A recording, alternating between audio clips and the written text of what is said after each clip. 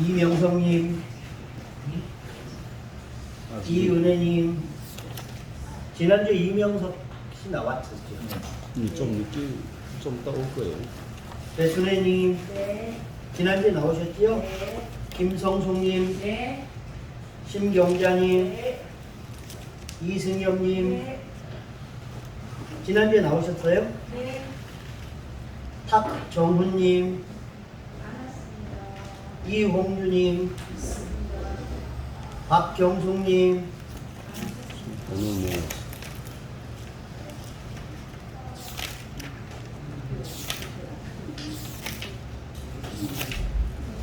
기랑미님, 차성래님, 김미수님, 네. 반갑습니다. 제일 소리 높아요. 최평환님, 네.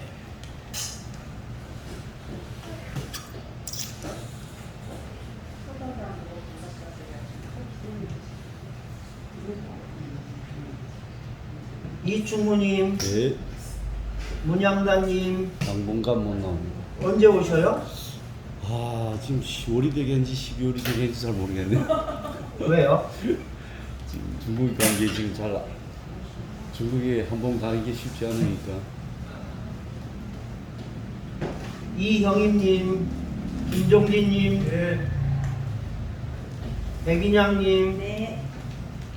김성대님, 울산 갔습니다. 전영광님, 신은혜님,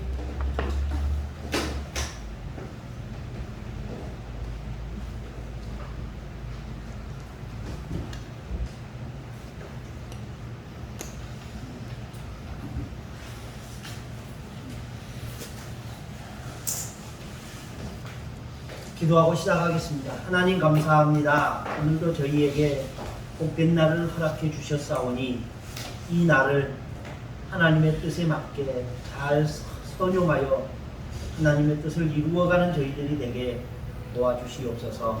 예수님의 이름으로 기도드립니다. 아멘. 잘들 계셨습니까? 네.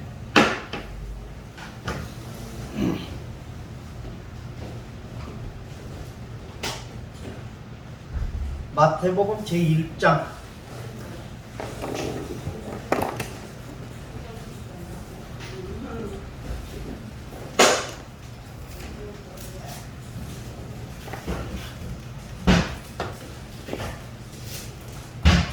(1절부터) (16절까지) 제가 한 절 읽고 여러분들이 한 절 읽고 이렇게 돌아가면서 읽겠습니다. 아브라함과 다윗의 자손 예수 그리스도의 계보라. 아브라함이 이삭을 낳고 이삭은 야곱을 낳고 야곱은 유다와 그의 형제를 낳고 유다는 다말에게서 베레스와 세라를 낳고 베레스는 헤스로를 낳고 헤스로는 람을 낳고 람은 아미나답을 낳고 아미나답은 나손을 낳고 나손은 살몬을 낳고 살몬은 라합에게서 보아스를 낳고 보아스는 로색에서 오벳을 낳고 오벳은 이세를 낳고 이새는 다윗 왕을 낳으니라. 다윗은 우리에게서 솔몬을 낳고 솔로몬은 르호보암을 낳고 르호보암은 아비야를 낳고 아비야는 아사를 낳고 아사는 여호사밧을 낳고 여호사밧은 요람을 낳고 요람은 우시야를 낳고 우시야는 요담을 낳고 요담은 아하스를 낳고 아하스는 히스기야를 낳고 히스기야는 므낫세를 낳고 므낫세는 아몬을 낳고 아몬은 요시야를 낳고 바벨론으로 사로잡혀갈 때에 요시야는 요고냐와 그 형제들을 낳으니라. 바벨론으로 사로잡혀간 후에 요고냐는 스알디엘을 낳고 스알디엘은 스룹바벨을 낳고 스룹바벨은 아비훗을 낳고 아비훗은 엘리야김을 낳고 엘리야김은 아소르를 낳고 아소르는 사독을 낳고 사독은 아킴을 낳고 아킴은 엘리옷을 낳고 엘리훗은 엘르아사를 낳고 엘르아사는 mat단을 낳고 mat단은 야곱을 낳고 야곱은 마리아의 남편 요셉을 낳았으니 마리아에게서 그리스도라 칭하는 예수가 나십니다. 아멘. 아멘. 자, 아브라함과 다윗의 자손 예수 그리스도의 계보라. 아브라함부터 이새를 낳으니라. 거기까지. 이새는 다윗 왕을 낳으니라. 6절 상반절까지. 안 보고도 할 수 있지요? 자, 한번 해보겠습니다. 시작. 아브라함은 이삭을 낳고 이삭은 야곱을 낳고 야곱은 유다와 그 형제를 낳고 유다는 다말에게서 베레스와 세라를 낳고 베레스는 헤스론을 낳고 헤스론은 람을 낳고 람은 아미나답을 낳고 아미나답은 나선을 낳고 나선은 살몬을 낳고 살몬은 마하볼에서 보아스를 낳고 보아스는 르벡에서 오벳을 낳고 오벳은 이새를 낳고 이새는 다윗 왕을 낳으니라. 많이 까먹으셨나봐요? 아유, 이게 뭐 보라섬이죠. 보라섬. 저는 사탕만 까먹는 줄 알았습니다.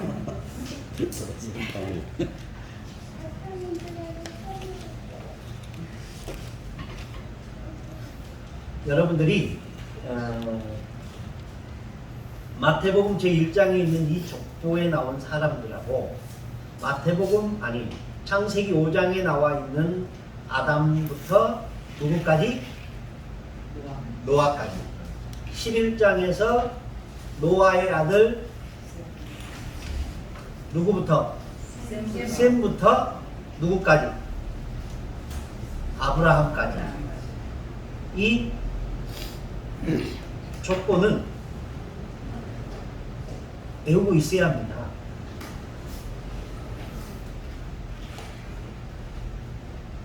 그래서 우리 하나님의 창조로부터 믿음의 조상인 아브라함을 택하실 때까지의 역사가 창세기에 나와 있고요.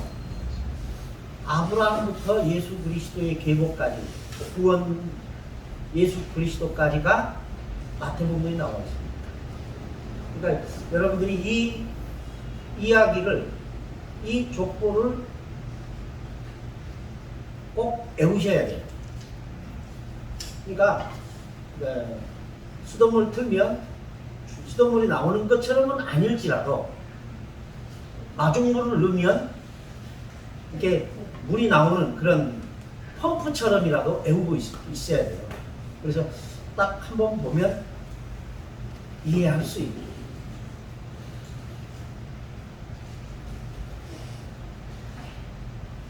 근데 그거 못 외워도 목회하는 데는 뭐 지장은 없습니다. 근데 그래도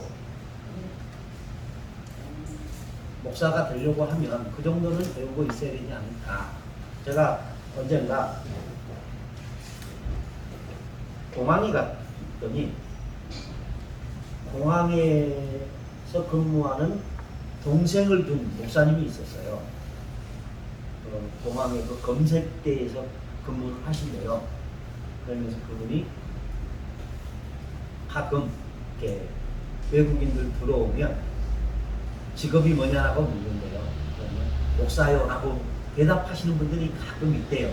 그러니까 딱 보면 목사 같다라고 하는 분들한테는 직업이 뭡니까? 라고 물었답니다.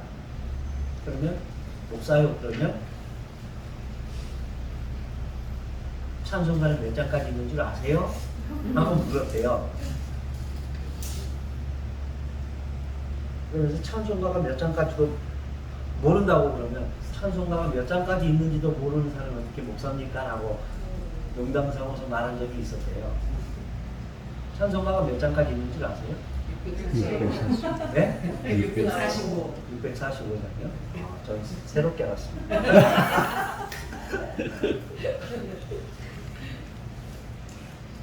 근데 찬송가는요, 물론 이게 성령의 인도와 역사 속에서 만들어진 작품이지만 성경은 아니에요. 우리는 꼭 찬송을 해야 하나님이 영광을 받으신다라는 생각을 하는데 그런 건 아닙니다. 찬송가는 몰라도 돼요. 그러나 성경은 꼭 아셔야 돼요. 자, 그런 의미에서 마태복음 5장, 아니 창세기 5장 펴십시오. 한번 다시 하고, 우리가 기회 있을 때마다 이건 읽을 거예요.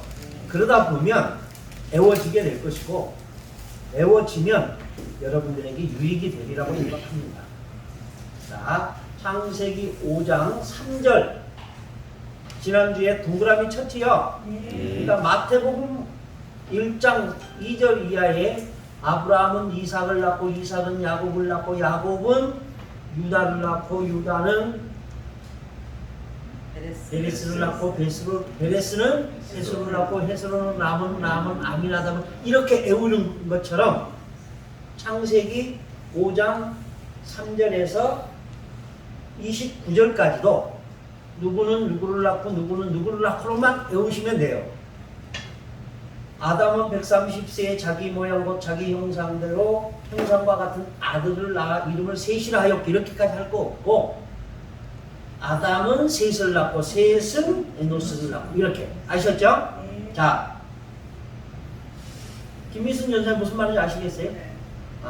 자, 다 같이 하겠습니다. 시작. 아담은 셋을 낳고 셋은 에노스를 낳고 에노스는 게나를 낳고 게나는 마하랄렐을 낳고 마하랄렐은 야렛을 낳고 야렛은 에녹을 낳고 에녹은 무드셀라를 낳고 무드셀라는 라멕을 낳고 라멕은 노아를 낳으니라.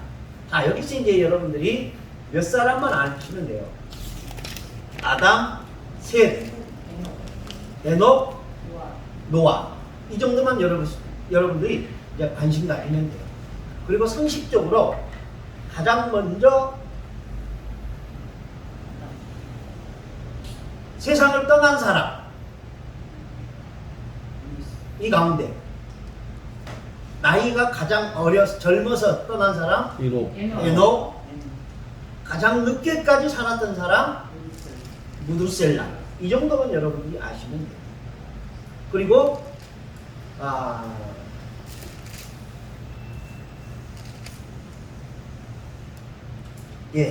그 정도. 11장으로 가겠습니다.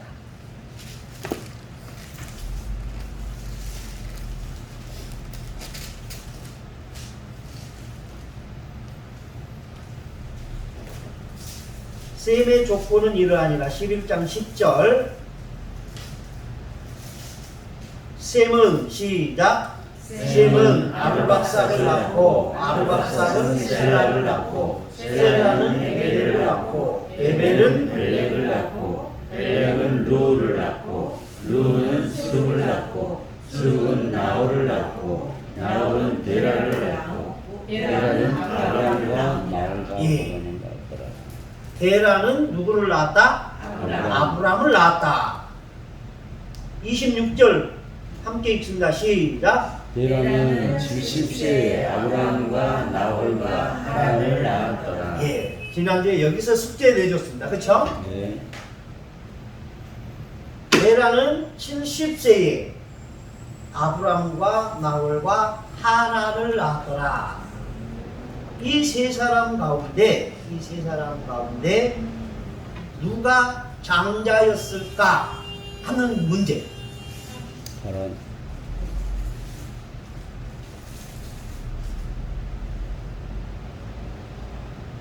이거 제가 문제를 내드렸었죠? 네, 하란이라고. 제가 말했어요? 아니요, 우리 봤어요. 지금. 자, 그러면 하란이, 그럼 성경에는 이제 대부분은 그렇지 않지만, 여기 꼭 그런 건 아니지만은 장자가 먼저 나오는 건 사실이에요. 그러니까 우리는 아브라함이 장자이지 않았을까라고 생각할 수 있는데, 제가 이 세 사람 가운데 장자가 누구일까라고 물었던 이유는 그 상식이 깨졌다라는 전제하에 묻는 겁니다. 여러분들은 하란이 장자였을 것이다 라고 말하는 이유를 성경을 근거해서 대보십시오.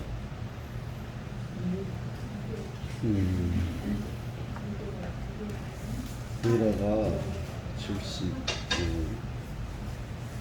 넣고 먼저 하라는 장가를 가서 롯을 먼저 낳은 거. 이유 첫 번째. 예. 또 두 번째는 나홀의 아내가 하란의 딸.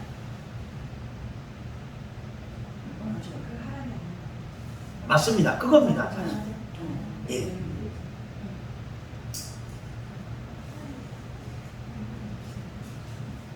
자, 아브라함과 나홀과 하란 이 세 사람이 있었는데 이 세 사람 가운데 하란이 가장 먼저 죽습니다. 왜 그가 먼저 죽었을까?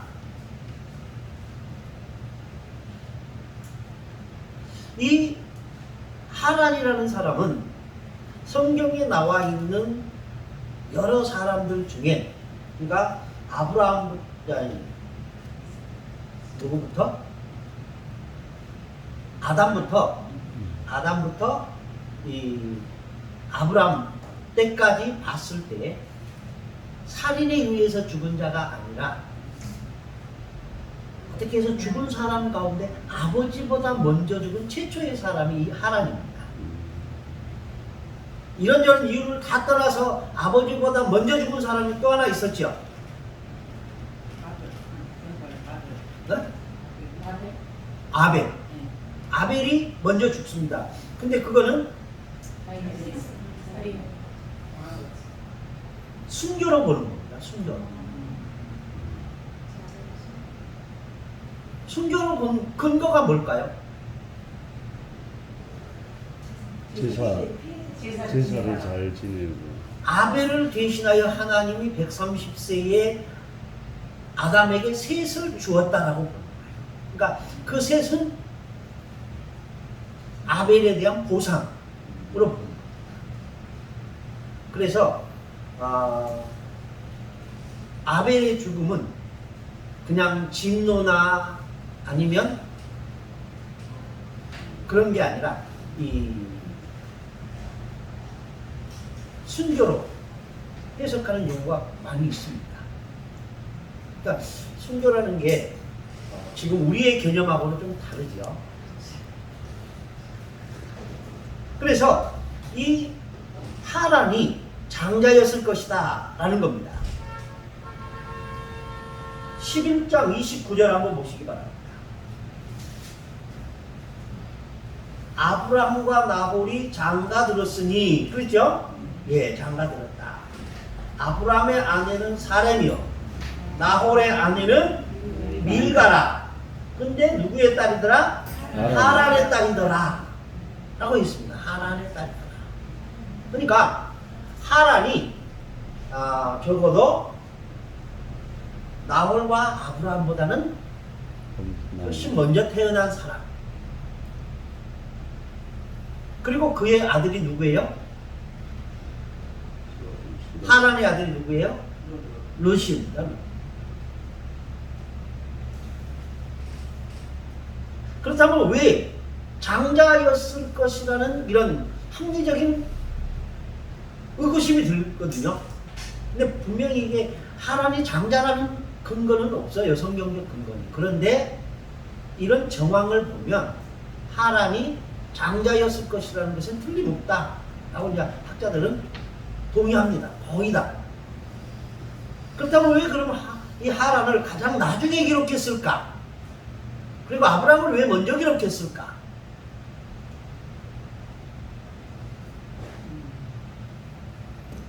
이유가 뭘까요? 역사적으로 아브라함이 그 영향력이 예? 영향력 때문에 그러죠. 성경에서 아브라함이가 예. 지금 하나님이 택하셔서 이제 이루고 보여주려고 하는 네. 그 역사적 영향력 때문에 아마 그랬죠. 예. 그거예요. 근데 우리는 이제 그런 선택을 가르쳐 구속사적 관점에서 아브라함을 먼저 기록했다라고 표현을 하는 거예요. 신학적인 표현으로. 따라서 여기서 구속사적 관점. 그러니까 성경은 구속의 역사를 이루게 설명하고 기록한 책이거든요. 그러다 보니까 이제 육신의 장자의 그런 측면이 아니라 이 구속사, 하나님의 구원의 역사가 어떻게 이루어지는가에 관심이 있는 거예요. 우리 전사님 말씀이 맞습니다. 하나님의 그런 구원의 역사가 어떻게 이루어갈 것인가를 근거로 해서 아브라함을 가장 먼저 기록했을 것이다 라고 보는 겁니다. 근데 이 아브라함이 있던 곳이 어디예요? 자, 사도행전 7장을 한번 가보시기 바랍니다.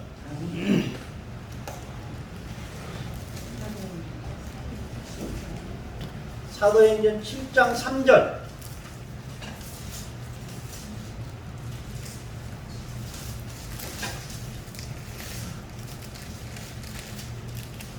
7장 2절입니다. 찾으셨죠?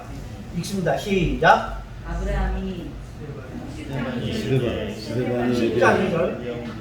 시작. 스데반이 이르되 여러 배우들이 있어서 우리 조상 아브라함이 하나님이 있기 전에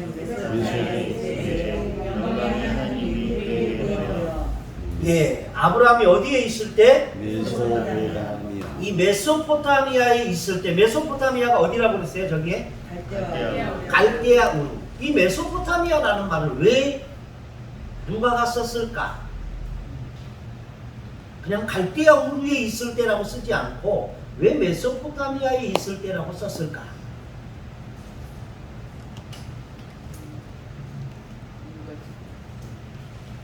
자, 이 종교의 기원을 보면 이제 종교는 두 가지 종교가 있습니다. 하나는 계시 종교, 그리고 또 하나는 자연 종교가 있습니다. 이 계시 종교는 하나님으로부터 시작합니다. 이 계시 종교라는 것은 절대자를 믿는 종교를 말합니다. 그리고 자연 종교는 절대자가 아니라 자연을 숭상하고 인간이 만들어 놓은 종교를 숭상하는 것을 자연 종교라고 합니다. 인류 문명에 이 자연 종교의 기원을 어디에 두냐면 메소포타미아에 있습니다. 그러니까 그 이전의 역사에서는 종교의 기원이나 인간의 역사가 없어요. 메소포타미아 그 문명 이전에는 그 어떤 기록이 없어요. 근데 이 메소포타미아에서 발견된 문헌들을 보면 인간의 역사가 기록이 돼요. 그리고 그 기록에 종교가 기록이 돼요. 종교. 그래서 이 누가는 사도행전을 기록할 때 이미 그 메소포타미아에 대한 식견이 있었던 것 같습니다. 그러면서 이제 갈대아 우르라고 말하지 아니하고 문명의 발상지인 메소포타미아라는 지명을 씁니다. 근데 이 데라가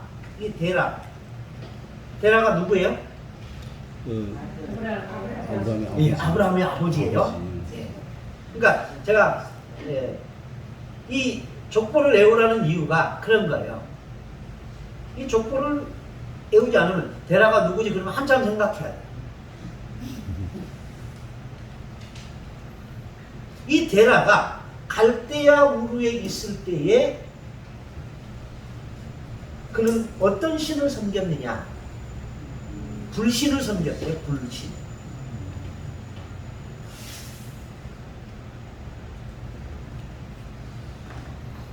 불신의 반대는 뭘까요?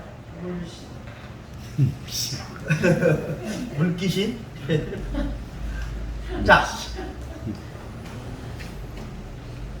그러면 그 물은 누가 관장할까? 바알이 관장한다고. 바알이 제우스인가요? 예? 그 바알이 이 얘기 제가 안 해줬어요? 해줬죠. 근데 그 바알이 시간과 역사가 지나면서 어떤 나라에서는 제우스라고 그러고 어떤 나라에서는 주피터라고 그러고 어떤 나라에서는 바알이라고 그러고 어떤 나라에서는 제일 높은 신 무슨 신이죠? 태양신. 태양신이 바알이에요. 예. 제우스, 주피터 또 뭐 어쨌든 여러 이름으로 불려지는 거예요. 그게 바알이에요. 근데 그 바알이 물을 관장하는 신. 물. 근데 우리는 보통 바알은 풍요의 신이라고 얘기하거든요. 근데 그 풍요의 신은 왜 풍요를 가져오느냐? 지금은 이게 동네마다 저수지가 있죠. 근데 옛날에는 저수지라는 개념이 없었어요. 누구 때까지 없었느냐면은 이스라엘의 왕들 가운데 특별히 농사에 큰 관심을 두었던 왕이 있었습니다. 그가 누구냐면은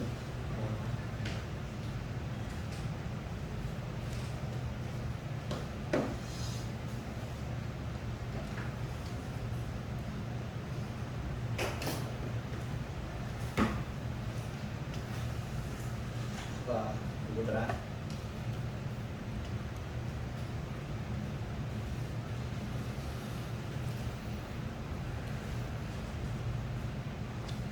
우시야. 예, 우시야라는 왕은 농사에 굉장한 조예가 깊었어요. 그러면서 저수지도 만들었어요. 그리고 히스기야는 뭐 했어요?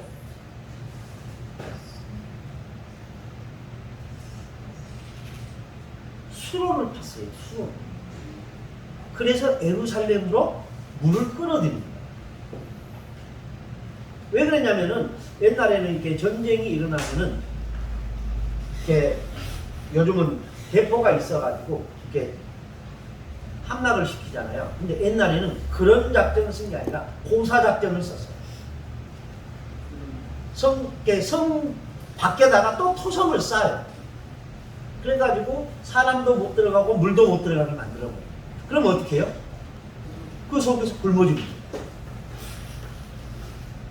그걸 막기 위해서 히스기야가 수로를 뚫습니다.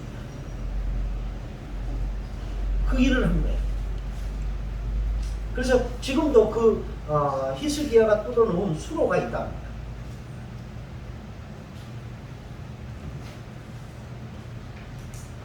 근데 이 데라라는 사람이 그 불신을 섬겼대요. 그런데 그의 아들인 하란이 이걸 거부했대요. 그래서 데라가 당국에다가 고발을 한 거예요. 내 아들이 우리가 섬기는 신을 거부한다. 고발을 한 거예요. 그래서 그를 파형시켜 주겠다라는 그런 전설이 있답니다. 근데 그게 성경적인 뒷받침이나 그런 건 없고요. 그래서 하란이 먼저 죽었다라는 설이 있습니다.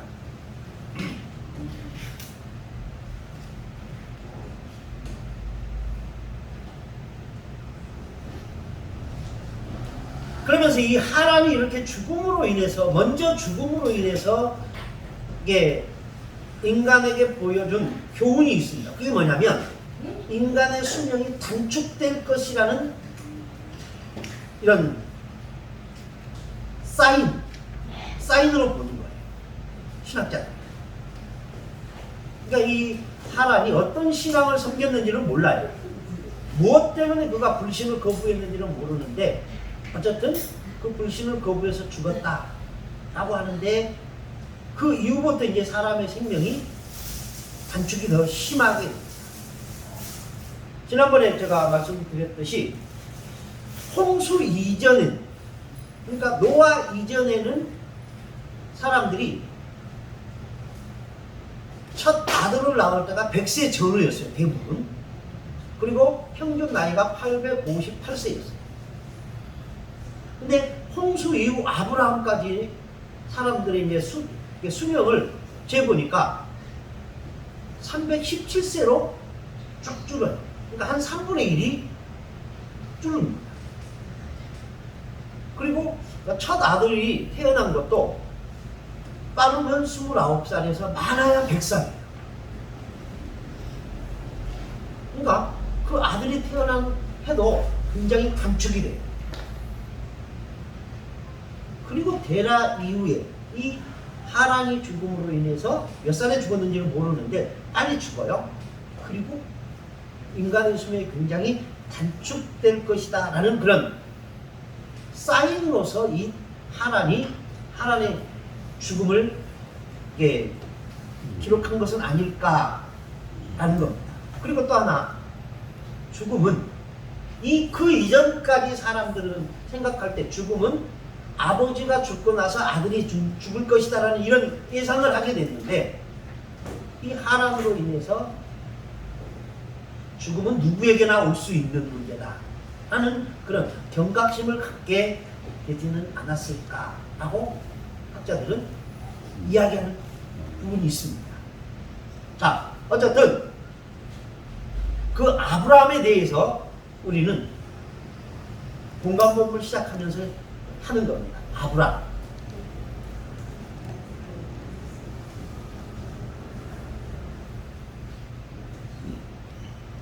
아브라함의 아버지가 누구라고요? 데라. 아브라함의 형제는요? 하란. 나홀과 나홀과 하란. 아브라함의 아내는요? 사레. 예. 그리고 아브라함이 이름이 바뀌지요? 아브라함으로. 사레는 사라로.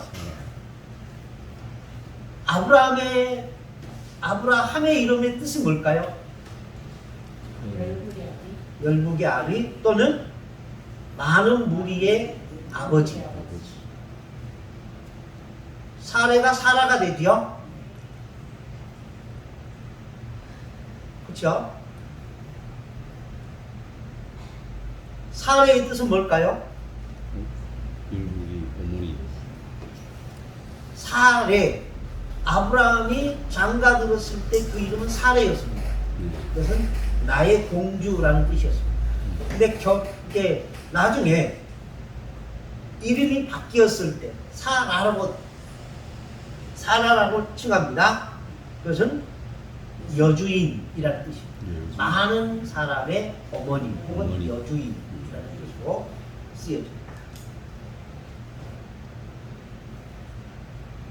자, 그런데 여기서 이제 우리가 다시 창세기 11장으로 한번 가보겠습니다.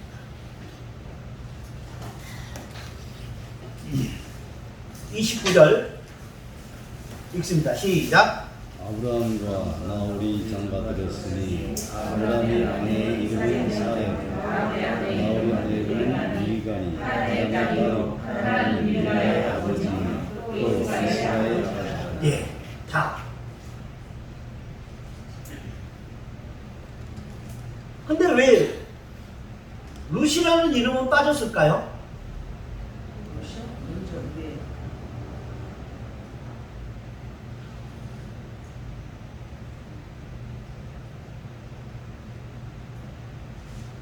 위에서 썼지요? 27절에서. 그럼 밀가는 누구예요? 하란의 딸.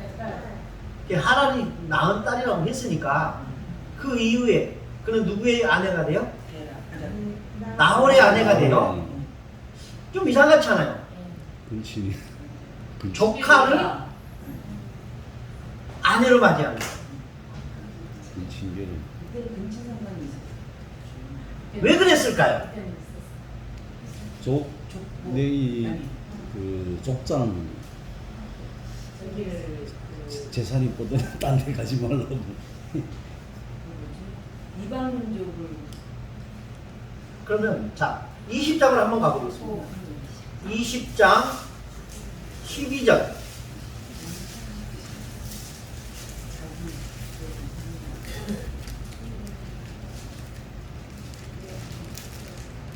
11절에서 12절까지 읽어보겠습니다. 10절부터 읽겠습니다. 시작.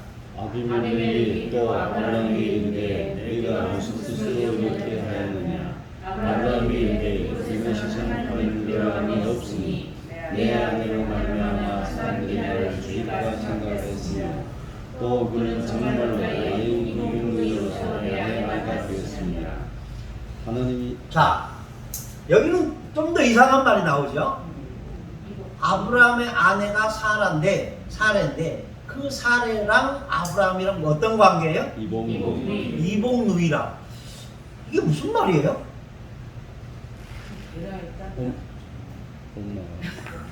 엄마가 엄마가 돼.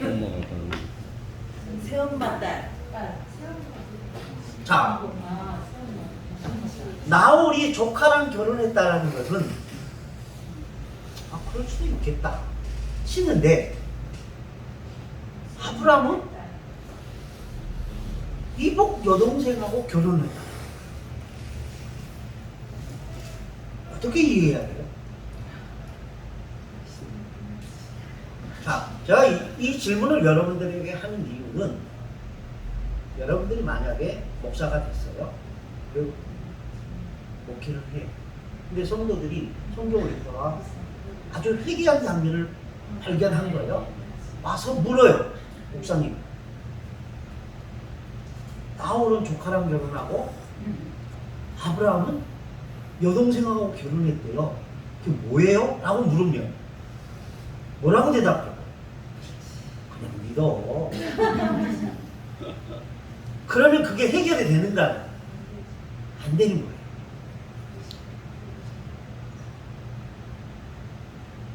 그래서 제가 지금 여러분들한테 질문을 하는 겁니다. 제가 그냥 가르쳐 드리면 여러분들은 이 시간 끝나고 돌아서면 잊어버려요. 근데 고민하고 여러분들이 대답하고 나서 결론을 얻으면 안 잊어버려요. 적어도 다음 주까지는 안 잊어버려요. 그리고 또 다음 주에 또 제가 물을 거거든요. 그러면 그때는 한 달 가요. 그리고 한 달 후에 또 물으면 1년은 가요. 그러면서 그게 기억이 됩니다. 새겨집니다. 왜 그랬을까요? 성경적 근거는 없어요.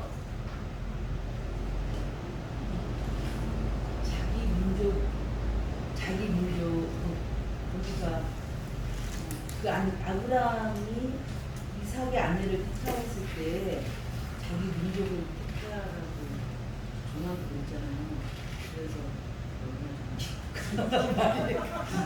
근데 나중에는 레위기에 가면은 이 근친혼 금지에 대한 규정이 나와요. 레위기 18장에. 근데 그 이전에는 괜찮았다는 얘기예요. 그건 이게 금친혼 금지가 이제 이스라엘 백성으로서는 하지 말아야 된다는 거예요. 그럼 그 이전에는 이 율법이 있기 전에는 했어요. 그런 이유 가운데 몇 가지 이유가 있습니다. 첫째는 뭐냐면은 지리적인 여건과 문화적인 여건 때문입니다. 그러니까 그게 그 시대에는 하나의 관행이었다, 문화였다라고 보는 거예요. 옛날에 우리 역사 속에서도 이게 순수한 혈통을 지키려는 목적으로 그렇게 했던 사람들도 있대요. 근데 그것보다는 먼저는 이게 문화적인 혹은 지리적인 여건상 멀리 갈 수 없으니까 그런 선택을 했다라는 것이 있고요. 또 다른 하나는 아까 말씀드린 것처럼 혈통 우월주의를 지키면서 종족을 보존하기 위한 방법으로서 이런 근친혼을 했다라는 주장도 있습니다. 그리고 우리 기독교적 관점에서 순수한 여호와의 신앙을 전수할 수 있는 가장 이상적인 방법이었기 때문에 이것을 주장한다라고 말하는 사람도 있습니다. 근데 이거는 근거가 약해요. 왜냐하면 아브라함은 사레와 결혼할 때 여호와를 몰랐어요. 무슨 말인지 아시겠죠? 아브라함이 하나님의 부르심을 받습니다. 몇 살에?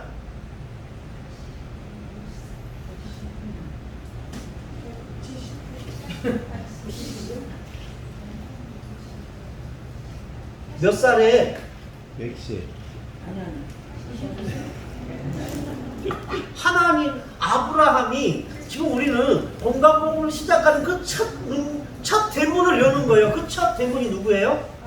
아브라함이에요. 근데 이 아브라함이 하나님을 만나는 사건부터 시작하는 거예요.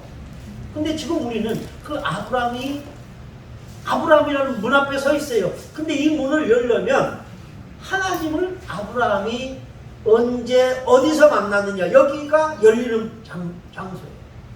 70세. 근거는 대화의 나이를 따지고 역으로 나이를 계산했을 때 자, 12장 4절 보십시오. 12장 4절 읽습니다. 창세기 12장 4절 시작. 예, 아브라함이 여호와의 말씀을 따르고 롯과 함께 갔으며 아브라함이 하란을 떠날 때에 75세였노라. 몇 살? 75세.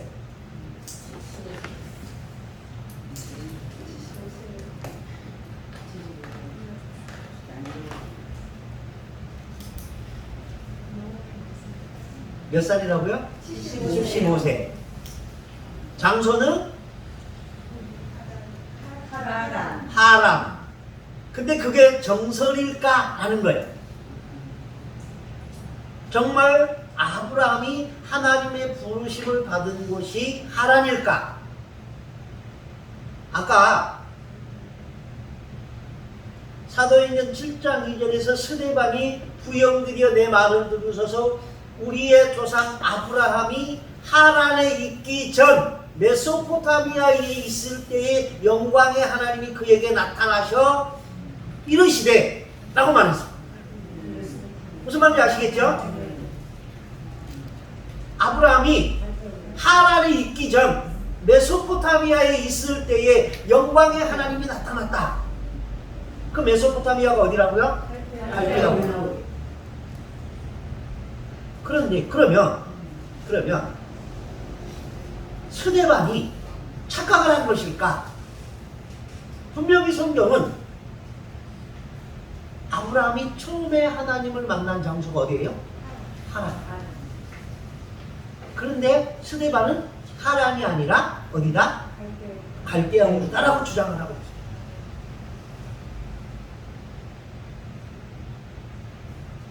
자, 여기서 이제 우리의 상상력이 좀 필요해요. 신학자들은 이렇게 주장을 합니다. 아브라함의 소명은 두 번에 걸쳐서 이루어진 것이다라고 해석을 하는 분들이 꽤 많이 있습니다. 1차 소명은 어디에서? 갈대아 우르에서. 2차 소명은 어디에서? 하란에서. 이 하란과 갈대아 우르는 어떤 관계냐면요. 이 갈대아 우르는 메소포타미아 문명의 중심지입니다. 중심지. 자, 성경에 시날 땅, 시날 평지라고 나오죠. 시날 평지. 뭐가 연관이 되는 거예요?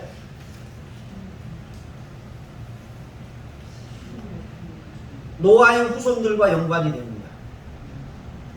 함과 연관이 됩니다. 어떤 토목공사와 연관이 됩니다. 그렇죠. 바벨탑과 연관이 됩니다. 이 시날 땅이 바벨론입니다. 바벨론. 그리고 이 바벨탑에 쌓았던 그 지역이 나중에는 지난주에 말씀드렸죠. 이게 메소포타미아 문명의 중간으로 딱 짜서 위는 아가드, 밑에는 슈멜 사람들이 통치를 했다, 차지했었다. 이 아가드는 함의 후손들, 슈멜은 셈과 야벳의 후손들. 그렇게 나누어진, 이게 분리된 이유가 뭐였어요? 바벨탑 사건 때문에 그랬어요. 그 바벨탑 사건 때문에 하나님이 그들을 갈라지게 해서 아가드는 함의 후손들이, 슈멜은 셈과 야벳의 후손들이 분리되면서 살게 됩니다. 그러면서 셈과 야벳에게 여호와의 신앙을 전수하게 합니다. 그런데 아브라함이 어디에서 살고 있어요? 갈대아 울. 슈멜이 아니라 아가드에 살고 있다. 무슨 말인지 알겠죠? 왜냐하면 거기가 잘 살거든요. 경제적. 그리고 데라가 그렇게 이제 이사를 갔나 봐요. 그죠? 그래서 거기에 살고 있어요. 근데 데라는 무슨 신을 섬기고 있었다고요? 불신을 섬기고 있었어요. 근데 하나님이 아브라함에게 꿈에 나타나십니다. 스데반이 아브라함이 처음 만난 하나님은 무슨 하나님이라고 그래요? 영광의 하나님. 영광의 하나님. 이렇게 표현해요. 그 영광이라는 말은 쉐키나라는 말인데, 그건 뭐냐면은 시편에 한번 가보십시다.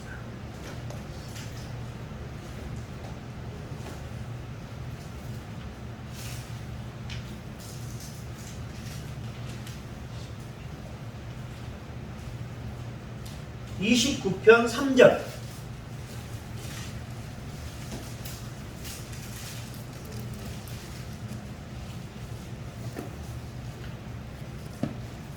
읽습니다. 시작. 여호와의 소리가 무리에 이르다. 영광의 하나님의 그릇을 대시니 여호와는 많은 물 위에 계시도다. 그 영광의 하나님, 그 표현이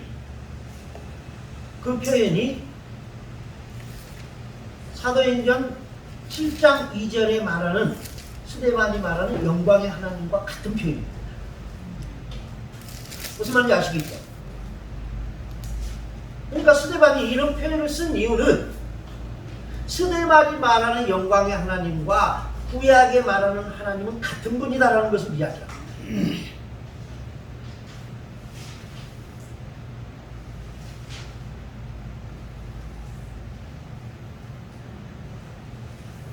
자, 저를 보십시오. 아브라함이 어느 날 그 갈대아 우르에 있을 때에 하나님을 몰라요. 근데 하나님이 아브라함 꿈속에 나타나요. 근데 그 하나님을 볼 수가 없는 거예요. 왜? 너무 강한 빛 속에 계시는 하나님. 자, 그런 하나님을, 그런 주를 본 사람이 있습니다. 누구입니까? 바울입니다. 어디에서? 다메섹으로 가는 길 위에 정오에 봤습니다. 그런데 그 정오의 빛보다 더 강력한 빛 속에 나타나신 주님. 그래서 그 결과가 어떻게 돼요? 눈이 멀어요. 근데 아브라함이 그런 하나님을 아침에 일어나서, 근데 그 꿈을 꿨는데 너무 생생한, 한 번도 보지도 못하고 들어보지도 못하고 경험하지 못한 그런 신이 나타난 거예요. 그리고 말씀하신 거예요. 가라. 그러면 내가 너에게 복을 주겠다. 그 꿈을 꿨는데 너무 생생한 거예요. 그래, 너무 두려워. 그래서 아침에 일어나서 아버지에게 말한 거예요. 아버지, 제가 간밤에 이런 꿈을 꾸었습니다. 근데 그분이 너무 두렵습니다. 그러니까 이 아버지가 장자를 잃었잖아요. 누구? 하람. 그런데 헤라가 섬기는 하나님보다 더 무서운 분이 나타난 거예요. 그리고 그 아들에게 그렇게 명령한 거예요. 그래서 헤라는 아브라함까지 잃어버리지는 않을까 하는 두려움. 그래서 헤라가 그럼 가자 해서 시작한 거예요. 근데 그때 당시에는 가장 최고의 문명기는 어디였다고요? 갈대아우리. 가나안은 미지에 땅이에요. 그러니까 옛날에 영국 사람들이 대서양을 건너서 동쪽에 보스턴이나 워싱턴이나 이쪽에 살고 있었어요. 근데 사람들이 금을 캐러 간다는 거예요. 어디로? 서부로. 여러분들 늑대와 춤을 영화 보셨지요? 그게 서부예요. 그래서 동부에서 서부까지 얼마나 멀까요? 3,000km. 우리는 이게 동해안에서 서해안까지 그런 개념이 아니에요. 비행기로 5시간. 시차가 틀려요. 무슨 말인지 아시겠죠? 같은 나라인데 같은 나라가 절대로 아니에요. 기후가 틀리고요. 계절이 틀리고요. 시간이 틀려요. 동부의 시간과 서부의 시간이 달라요. 왜? 시간은 15도마다 1시간씩 달라지기 때문에.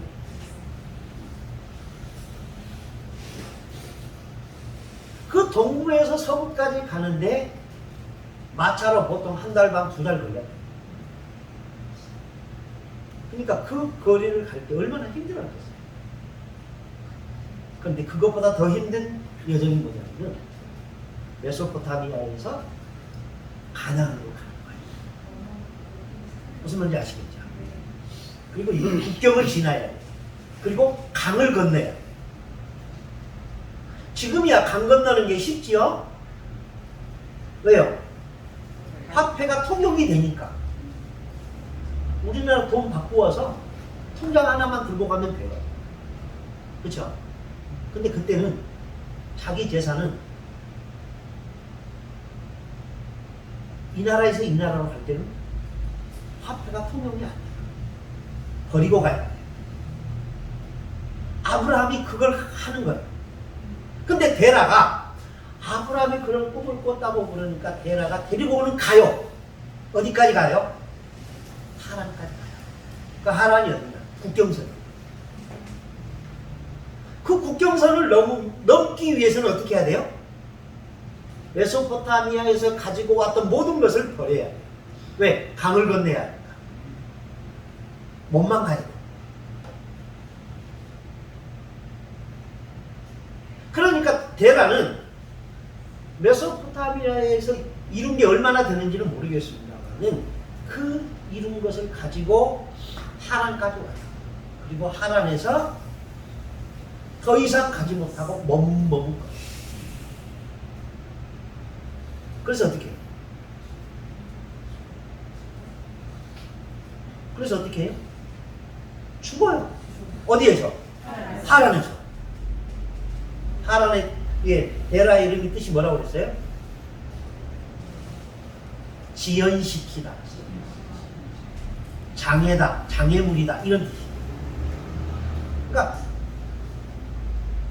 누구의 꿈을 지연시키는 거예요?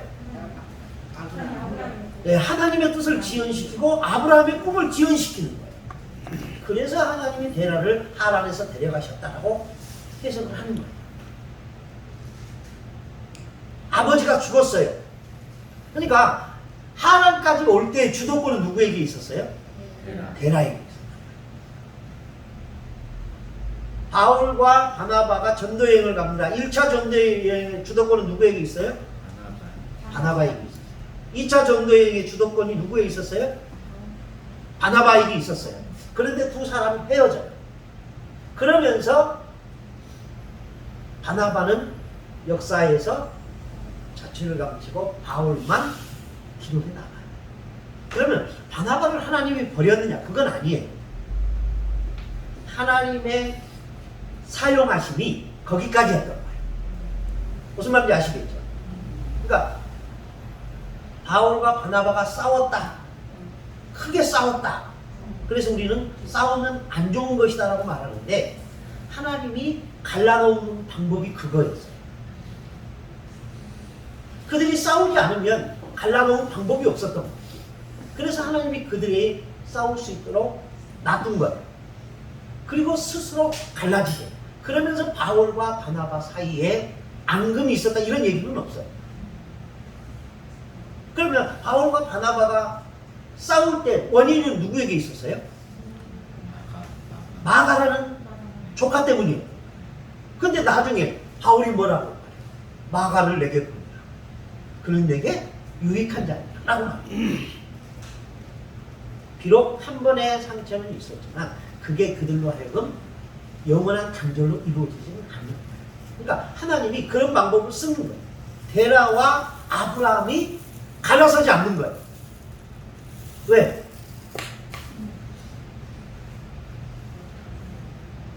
아버지와 자식이니까요. 그리고 주도권이 누구에게 있어요? 아브라함에게 있었던 거예요. 하란까지. 그래서 이 두 사람을 갈라지게 하는 방법 뭐예요? 한 사람이 죽으면 돼요. 근데 그 뜻을 그 계시를 누가 받았어요? 아브라함이 받았어요. 아브라함을 죽일 수는 없잖아요. 그래서 하나님이 데라를 데려가십니다. 그러면서 아브라함에게 장애물이 되고 아브라함의 바짓가랭이를 잡고 늘어지는 데라가 사라짐으로 아브라함이 강을 건널 수 있어요. 가나안 사람들이 아브라함을 뭐라고 불렀어요? 히브리라고 불렀어요. 그 말이 무슨 뜻이라고요? 강을 건넌 사람이라는 뜻이에요. 이민자라는 뜻이에요. 나그네, 거류민. 그러니까 그 강을 건넌 사람이라는 말에서 이제 거류민, 나그네 이런 말이 나오는 거예요. 무슨 말인지 아시겠습니까?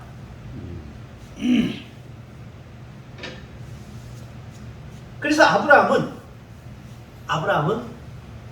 하나님의 부르심을 어디에서 받았다? 1차는 갈대아 우리에서 받았다.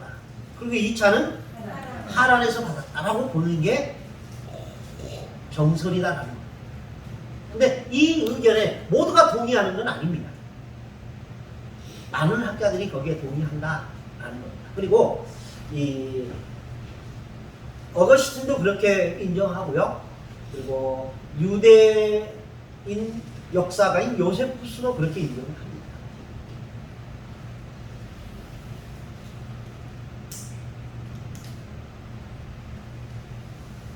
12장 1절 가겠습니다. 이제 하나님이 아브라함을 가나안으로 보내는 목적이 있지 않았겠습니까? 그렇죠? 가라라고 명령을 합니다. 자, 12장 1절 시작. 여호와께서 아브라함에게 이르시되 너는 너희 고향과 친척과 아버지의 집을 떠나 내게 보여줄 땅으로 가라. 예. 사도행전 7장 3절 한번 보시기 바랍니다. 양쪽을 이렇게 펴놓고 읽어보겠습니다.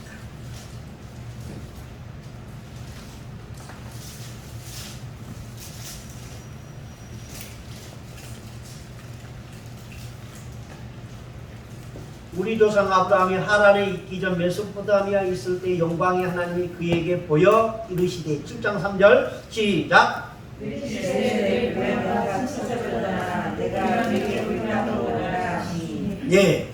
같아요? 틀려요? 같아요. 같지요? 예. 고향과 친척과 아비 집을 떠나 내가 내게 보여줄 땅으로 가라 라고 했고, 사도행전에서는 내 고향과 친척을 떠나 내가 내게 보일 땅으로 가라. 근데 여기서 한 단어가 빠지죠. 아버지의 집을 떠나. 아버지의 집을 떠나. 자, 창세기 12장 2절부터 3절까지 읽어보겠습니다. 시작. 내가 너로 큰 일을 올리고 내게 복을 주어 내 이름을 창대하게 하니 너는 복이 될지라. 너를 축복하는 자에게는 내가 복을 주고 너를 저주하는 자에게는 내가 저주하리니 땅의 모든 족속이 너로 말미암아 복을 얻을 것이라 하신다. 예. 자, 사도행전 7장 4절부터 5절까지 읽겠습니다. 아무도 아브라함이 라디아 사람의 아브라함 하란에 거하다가 그의 아버지가 죽음에 하나님의 일을 보이서 너희 지금 사는 땅이라 하시니라. 그러나 이스라엘 백성은 땅도 요구하지 아니하시고 다만 이 땅을 가진 자식도 없는 그와 그 이스라엘을 주시고 하신다고 하셨으며 예, 6절. 하나님이 또 이같이 말씀하시되 그 소송이 다른 땅에서 나가는 가 되리니 그 땅 사람이 종으로 삼아 400년 동안 괴롭게 하리라 하시고. 예, 거기서 이제 나그네라는 말이 나오죠. 예. 자, 7장 거기서 보면은 4절 아브라함이 갈대아 사람의 땅을 떠나, 여기서는 또 갈대아 사람의 땅이라고 나오죠. 7장 2절에서는 메소포타미아에 있을 때라고 나오는데, 갈대아 사람의 땅을 떠나 하란에 거하다가 그 아버지가 죽음에 하나님이 그를 거기서 너희 지금 사는 이 땅으로 옮기셨다. 여기가 어디예요? 지금 너희가 사는 이 땅 어디? 가나안 땅, 예. 예루살렘, 이 얘기예요. 여기로 옮겼다. 누가 죽으니까? 데라가 죽으니까. 그러니까 이 두 성경을 보면서 아브라함이 꿈을 꾸고 그 꿈에 질려있는 그 아브라함 때문에 데라가 오기는 와요. 어디까지? 하란까지. 그런데 더 이상 가지 못하고 머뭇머뭇거려요. 그래서 하나님이 그를 데려가시고 그가 죽자 하나님이 다시 아브라함에게 나타나서 처음 말씀하시던 그 계시를 다시 하는 거예요. 리바이벌 하는 거예요. 그래서 아브라함이 다시 출발할 수 있게 됐다. 그래서 어디까지 왔다? 가나안까지 왔다. 그런데 그 가나안 땅에서 아브라함이 어떻게 살았다? 뭐로 살았다? 나그네로 살았다. 나그네로 살았다.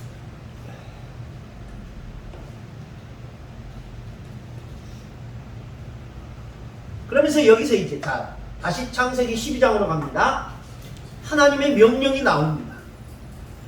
동사로 딱 한마디 하십니다. 가라. 가라. 그쵸? 어디로 가라는 겁니까? 여기서는 가나안 땅이라는 말이 안 나와요. 성경에 있는 대로. 그렇죠. 내가 보여줄 땅으로 가라. 보여준 땅이에요. 보여줄 땅이에요. 보여줄 땅이에요. 미래. 그러니까 히브리서에 뭐라고 말했어요? 갈 바를 알지 못하고 떠났다. 이 말입니다.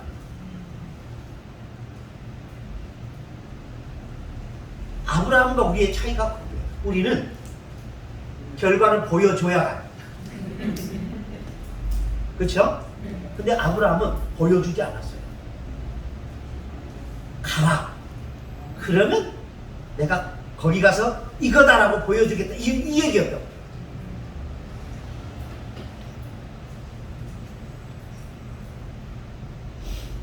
그러면서 말씀하셔요. 내가 너에게 복을 주겠다 라고 했습니다. 세 가지 복을 준다고 말씀하십니다. 첫째 뭘까요? 아브라함의 복 세 가지.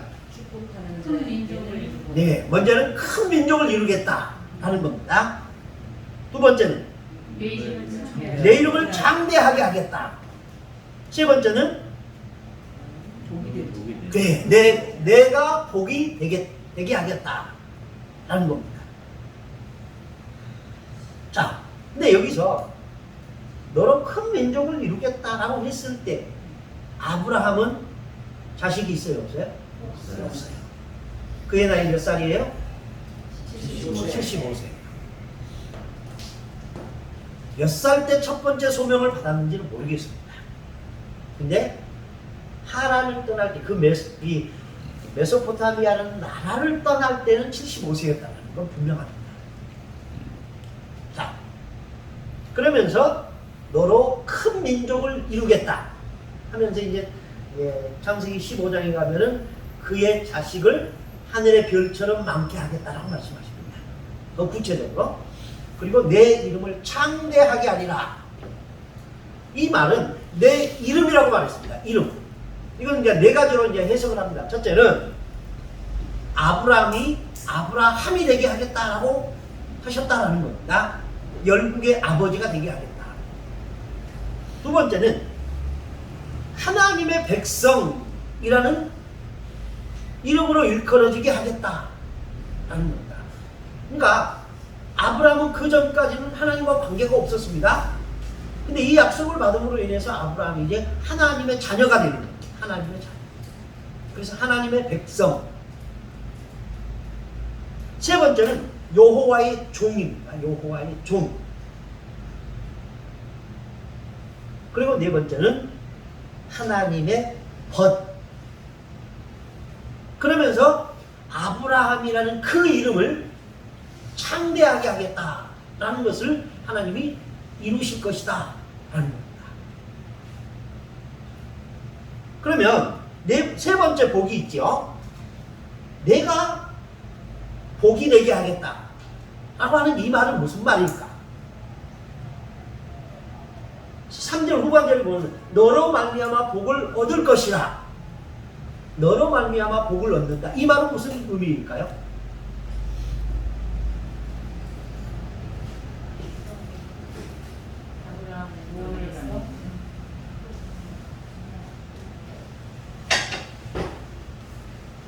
이 말은 문자 그대로 해석하면 돼요. 아브라함 때문에 아브라함으로 인하여 복을 받을 것이다. 여기서 말하는 복은 물질적인 복. 그렇게 해석하는 경우가 있고요. 두 번째는 사람이 서로 인사를 나눌 때 누구의 이름으로 축복을 하느냐. 자, 우리가 지금 예배가 끝날 때 축복하지요. 뭐로? 주 예수 그리스도의 이름. 삼위일체 하나님 이름으로 우리 주 예수 그리스도와 하나님의 무한하신 사랑과 성령의 교통하심. 이 삼위일체 하나님으로 복을 빌잖아요. 근데 이때 당시에 이 아브라함의 후손들에게는 우리 조상 아브라함의 이름으로 복을 빕니다. 이렇게 불리게 하겠다는 것.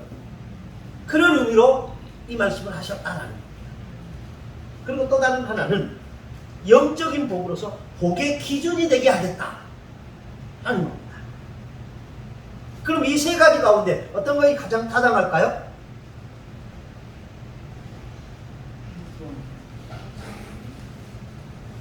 마태복음 제1장 1절을 근거로 해서 이제 여러분들이 해석을 하는 겁니다. 첫 번째는 물질의 복의 표상이 되게 하겠다. 두 번째는 축복의 양식이 되게 하겠다. 세 번째는 영적인 복의 기준이 되게 하겠다. 어떤 거? 아브라함과 다윗의 자손 예수 그리스도의 세계라. 영적인 복의 기준이 되게 하겠다는 것으로 해석하는 게 가장 타당하다. 그러니까 아브라함에게 하나님이 가라라고 명령을 하시고 그 명령에 순종할지 안 할지, 순종하면 내가 이런 복을 주겠다고 했는데 세 가지입니다. 내 민족을 큰 민족이 되게 하겠다. 내 이름을 창대하게 하겠다. 내가 너로 인하여 만민이 복을 받게 하겠다 라고 했을 때 이 세 번째 만민이 복을 받게 하겠다 라고 하는 것은 영적인 복의 기준이 누가 되게 하겠다? 아브라함이 되게 하겠다 라는 의미다 라는 겁니다. 근데 이 복이 아브라함에게서 끝났을까? 이 약속이 아브라함에게서 끝났을까? 자, 다시 사도행전으로 가겠습니다. 사도행전 7장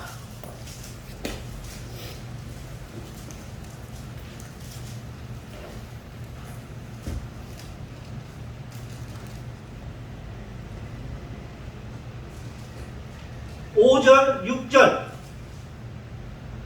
읽습니다. 시작. 그러나 그래서 정치를 나타내고 유혹으로 주지 아니하시고. 네, 거기까지만 먼저 읽겠습니다. 그러나 자, 분명히 창세기 7장에서는 가면 세 가지 복을 했죠. 너로 큰 민족을 이루고 내 이름을 창대케 하고 내가 복이 되게 하겠다라고 했는데 그래서 왔어요. 그런데 어떻게 됐어요? 여기서 발 붙일 만한 땅도 유업으로 주지 않았다. 그러니까 이게 뭔 말이에요?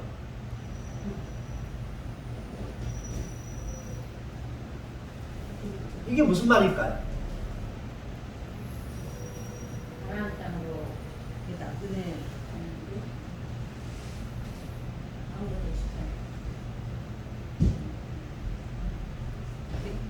기쁘게 들어서 그 말의 대답이 7장 5절 후반에 있습니다. 다만 이 땅이 어디 땅이에요?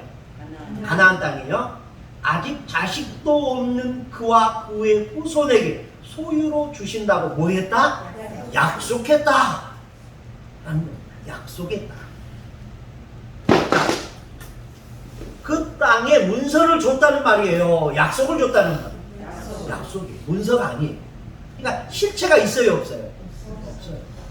그래서 히브리서 기자는 갈 바를 알지 못하고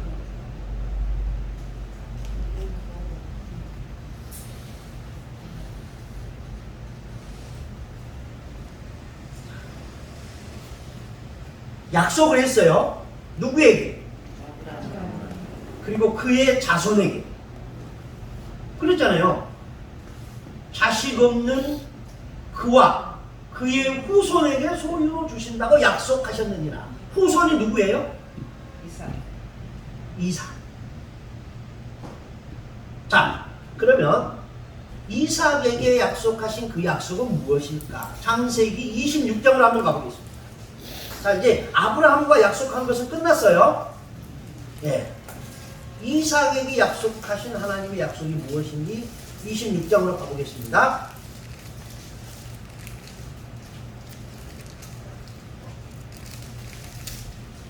(1절부터) (5절까지) 천천히 읽어보겠습니다. 시작. 아브라함에게 첫 식년이 이르더니 그 땅에 또 운명이 이르매 이삭이 별로 가서 그레스와 아비멜에게 이르더니 여호와께서 이삭에게 나타나시되 애굽으로 내려가지 말고 내가 네게 지시하는 땅에 거주하라. 이 땅에 거주하면 내가 너와 함께 있어 내게 복을 주고 내가 이 모든 땅을 너의 자손에게 주리라. 내가 내 아버지 아브라함에게 약속한 것을 이루어 내 자손을 하늘의 별과 같이 번성하게 하며 이 모든 땅을 내 자손에게 주니 내 자손으로 말미암아 천하만민이 복을 받으리라. 이는 아브라함이 내 말을 순종하고 내 명령과 내 계명과 내 계명과 내 법도를 지켰느니라 하시니라. 예. 자, 이게 지금 누가 약속한 거예요? 이삭과 약속한 거예요. 자, 근데 거기서 한번 보겠습니다. 아브라함 때 첫 흉년이 들었다. 아브라함 때에 첫 흉년이 들었다. 언제입니까? 아브라함이 가나안에 왔어요. 그렇죠? 그러니까 자, 저를 보십시오. 아브라함이 갈대아 우르를 떠나 하란까지 왔어요. 그리고 그의 아버지를 거기서 매장해요. 그리고 모든 것을 버리고 강을 건너서 가나안까지 왔어요. 누구의 인도를 받아서? 하나님의 인도를 받아서. 그러면 우리는 이런 생각하겠죠. 그러면 우리가 하란에서, 그러니까 세상에 있는 모든 것을 버리고 강을 건넜다. 이 말은 이제 신약 성경으로 보자면은 홍해를 건넌 거하고 요단강을 건넌 거하고 같은 의미로 봅니다. 그것은 세례를 상징하는 겁니다. 새 사람이 됐습니다. 그래서 어디에 왔어요? 가나안에 왔어요. 그러면 고생 끝, 행복 시작이어야 돼요. 여러분들이 세상 것 다 버리고 이제 예수 믿겠습니다 해서 교회에 나와서 신앙 고백하고 세례 받았어요. 그러니 이제 하나님 우리에게 복 주실 일만 남았죠라고 생각하지 않겠습니까? 고생 끝, 행복 시작. 솔직히 기대가 그거 아니에요? 그런데 아브라함이 그 과정을 거쳐서 가나안에 왔어요. 그랬더니 가나안에서 큰 대로변에다가 프랑카드를 한 1000개 걸어놓고 환영합니다 아브라함이요 이거예요? 아니에요. 그를 기다리고 있는 거 뭐예요? 흉년. 하나님의 인도를 받아왔어요. 다 버리고 왔어요. 약속을 따라왔어요. 그런데 풍족할 것을 기대했는데 있던 쪽박까지 깨졌어요. 빼앗긴 거예요.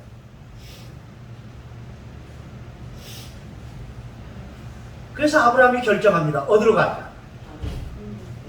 애굽으로 가자. 애굽에서 수모를 겪습니다. 무슨 수모를? 창세기 20장에서 그 아내를 빼앗기고 그 아내가 누구다라는 거? 내 이복 동생이라는 걸 밝힙니다. 그러면서 그가 찾아옵니다.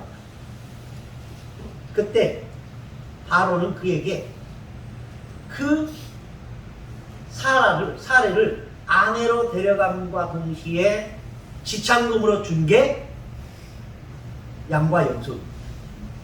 그래서 그들이 애굽에서 올라왔을 때 아브라함의 육축을 치는 종과 롯의 육축을 치는 종들이 서로 싸운. 왜 싸워요? 땅이 모자라니까. 그럼 그들이 몇 년 사이에 어떻게 그렇게 돈을 벌었을까? 그것이 바로 지참금으로 받은 선물이었습니다. 근데 그 전에 그렇게 빼앗겼어요. 그리고 하나님의 개입으로 그가 돌아와요. 어디로? 처음 제단을 쌓은 곳으로. 베델레헴, 상술이 남은 거기. 그리고 그 둘이가 헤어집니다. 근데 이 두 사람이 헤어질 수 있었던 근거가 뭘까? 이유가 뭘까? 표면적인 이유는 뭐예요?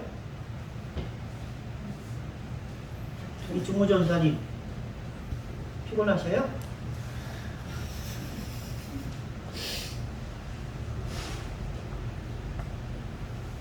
잘 이해 안 되세요?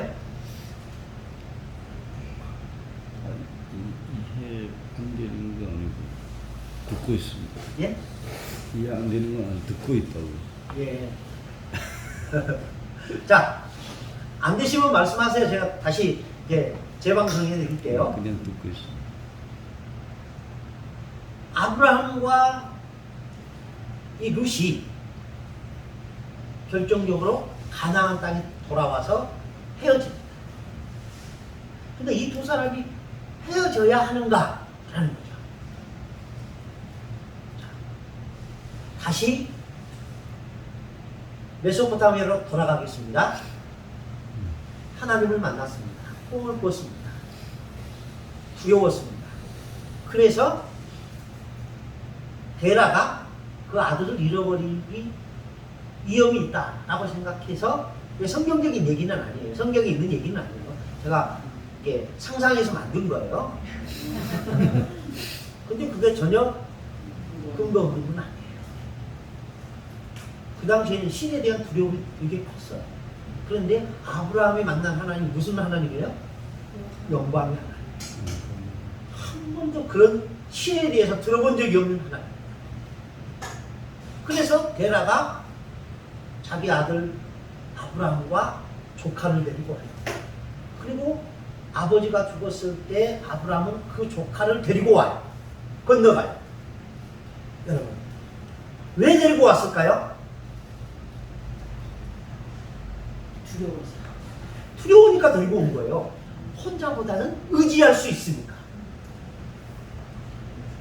자기가 자기 자신을 지킬 수 있다면 조카는 어리잖아요. 근데 얘를 데리고 오면 짐이겠어요? 힘이겠어요?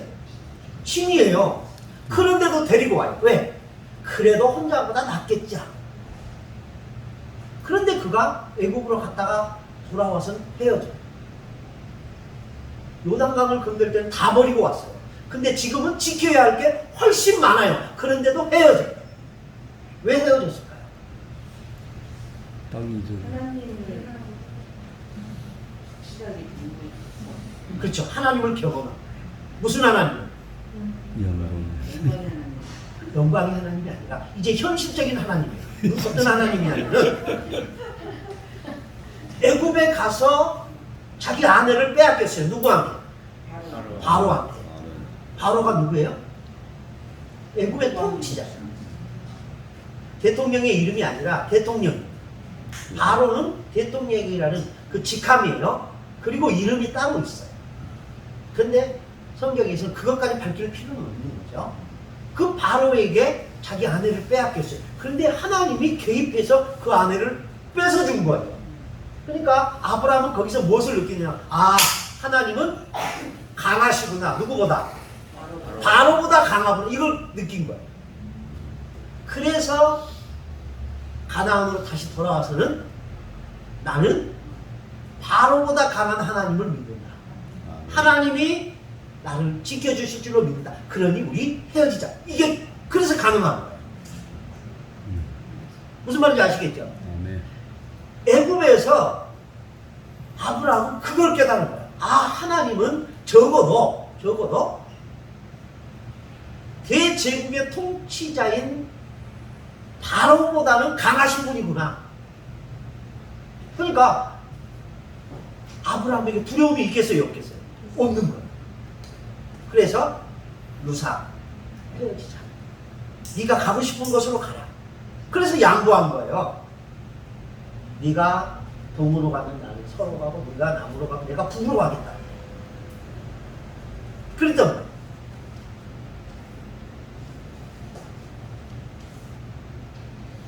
근데 무슨 얘기하다가 여기까지 왔죠? 아, 그렇게 흉년이 들었어요. 무슨 말인지 알겠죠? 메소포타미아 모든 걸 버리고 가나안에 들어왔는데 그 가나안에 프랑카드를 펴들고 환영합니다, 환영합니다 라고 할 줄 알았는데 흉년이야.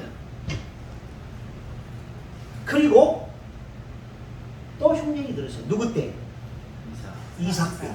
그러면 이 아브라함의 흉년과 이삭의 흉년 사이에 시간적인 갭은 얼마나 있었을까? 계산해보자는 거죠. 그냥 여러분들 두 사람 사이의 흉년이 있었구나 이렇게 생각하지 말고요. 성경적 근거를 가지고 한번 그 숫자를 한번 생각해보자는 거예요. 자, 아브라함이 가나안에 갔을 때가 몇 살쯤 됐을까요? 75세. 그랬겠죠? 80세는 안 됐겠죠? 예.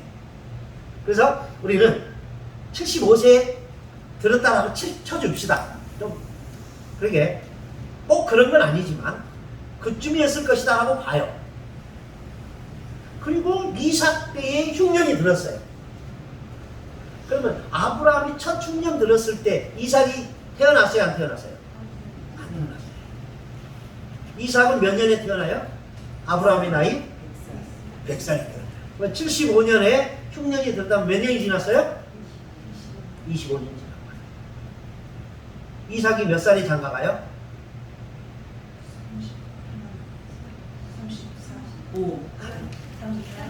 40세에 장가가요.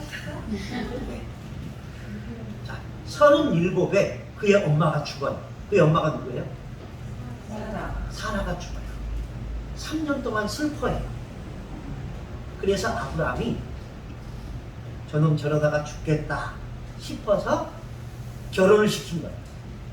그게 누구예요? 리브가예요. 그래서 40살에 장가를 가요. 근데 리브가가 아기를 못 낳아요. 몇 년간?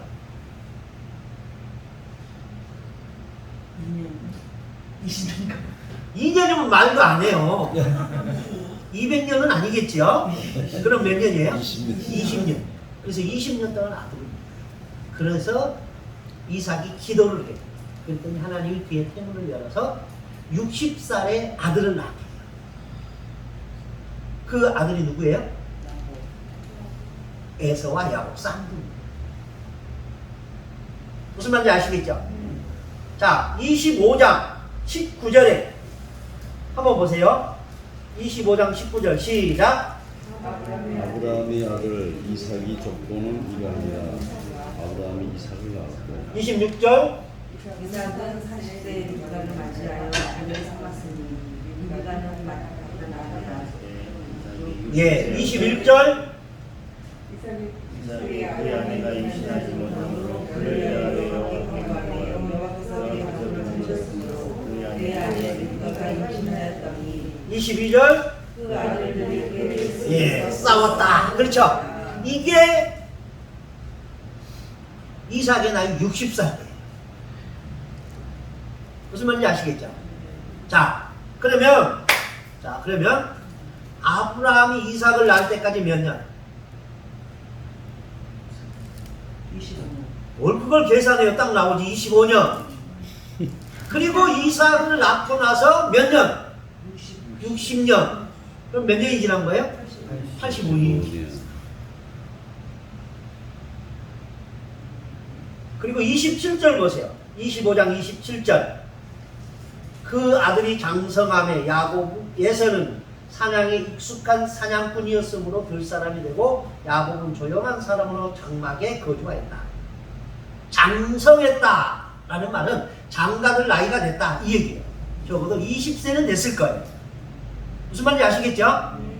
그러면 아브라함의 첫 번째 흉년부터 이삭의 두 번째 흉년까지 적어도 몇 년은 걸렸다?